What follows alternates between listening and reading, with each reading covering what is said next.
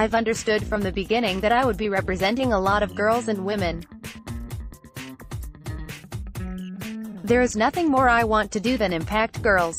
On any given day of the season, 750 players show up to the ballpark to suit up for a major league team.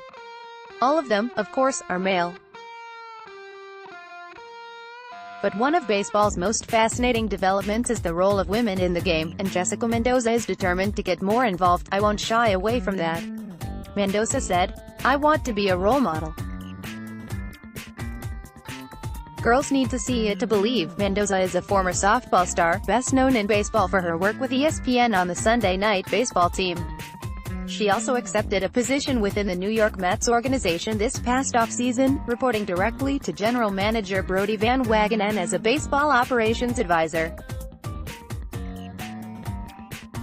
In doing so, Mendoza once again raises the standard for women in baseball. "I've understood from the beginning that I would be representing a lot of girls and women," said Mendoza. "There is nothing more I want to do than impact girls." Baseball has always been known for breaking new ground, and Mendoza is a modern-day pioneer for women and in the game. She became the first female broadcaster in the booth for ESPN's College World Series coverage, the first female commentator for a Major League Baseball game on ESPN, and you guessed it, the first female commentator in MLB postseason history. "I want you to hear me, instead of simply writing me off because I'm a woman," said the 37-year-old Mendoza. There is a big difference. In addition to calling games for ESPN, Mendoza's position with the Mets will allow her to highlight that baseball is a business where success is determined by results instead of gender. Mendoza's broadcasting with ESPN will not create a conflict of interest, nor will it prevent her from completing her responsibilities with the Mets. She will focus primarily on technological advancement as well as health and performance for the organization. Her broadcast partner, Alex Rodriguez, is a special advisor for the New York Yankees. Former ballplayers turned broadcasters David Ross and Al Leiter also fall into similar categories, but no lengthy objections were ever presented when those men were hired in roles that went beyond broadcasting. Women in baseball is not in its infancy stages, as MLB Senior Vice President Kim Ng has been blazing a trail for over 2 decades in the field. But Mendoza is unique because her on-air position with ESPN is so high-profile. Mendoza's background in softball is unparalleled. She starred on the softball field for both Stanford University and the United States Olympic team. Yet despite her success on the diamond, there is a population of baseball fans still getting accustomed to the sound of a woman's voice during baseball's signature weekly broadcast. "I want to be a voice for women, but I've also got 2 boys at home and my role is important for them, too," said Mendoza. "Men need to hear a woman who is prepared and understanding." Mendoza's most influential teachers in softball were all male coaches who grew up playing baseball.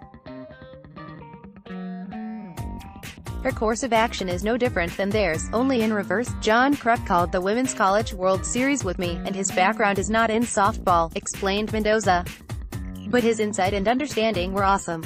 People loved him in the booth and no one questioned him, even though he didn't play the sport. Why can't we treat women the same way?" Criticism is widespread throughout baseball, and extends far beyond gender. Just ask Rodriguez. Rodriguez's career was one of the most polarizing ever. Exposed for using performance-enhancing drugs in an otherwise Hall of Fame-worthy career, he's now celebrated in the broadcast booth. Rodriguez provided a unique lens on Mendoza's career in baseball. "I understand being criticized at a really high level," said Rodriguez.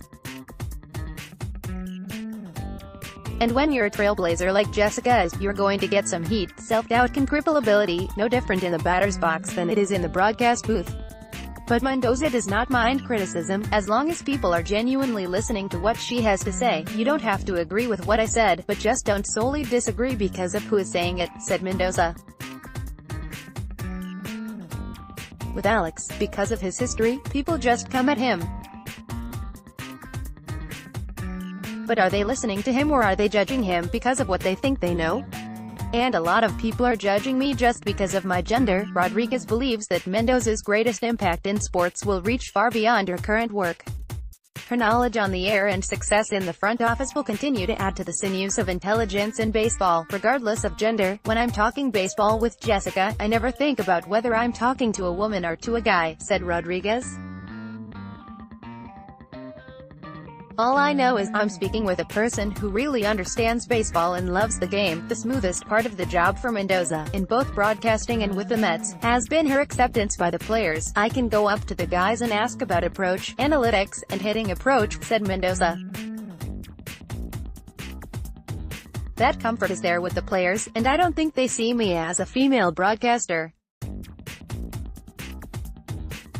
They just see me as Jess. The most complicated part of the job? That remains away from the field.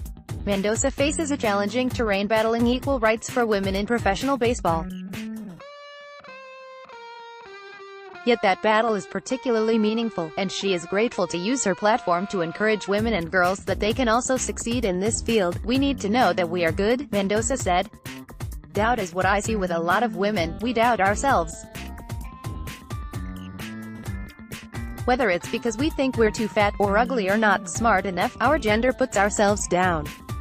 But we need to own exactly who we are. The start of a new baseball season signifies a great deal of optimism, and Mendoza is embracing her role as a champion of women in Major League Baseball. This is bigger than me, said Mendoza. That adds even more pressure, but I understand that if I fail, I'm failing for a lot more people than just me. So I'll always put pressure on myself to go above and beyond.